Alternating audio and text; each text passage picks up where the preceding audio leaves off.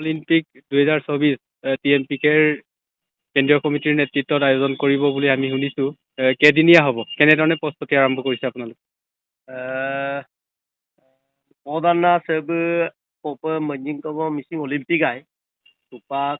Indian Olympic Association para guti Biswa Olympic Association no kamul Delhi bugila kayin silang silang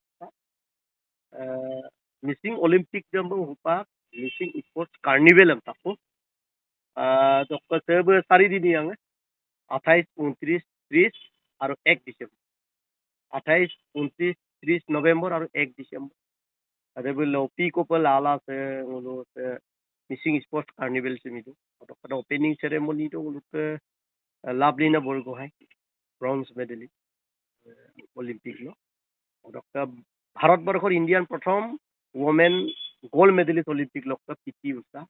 be closing ceremony to আৰু campus of ngulu missing no monggo sunam apno dia আৰু Assam Olympic Association bolo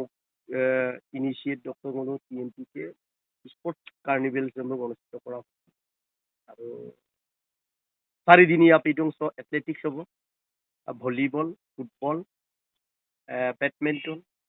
kabaddi আতি ক্ৰীড়া archery swimming event ক্ৰীড়া দলুলক দুনে sports কেৱল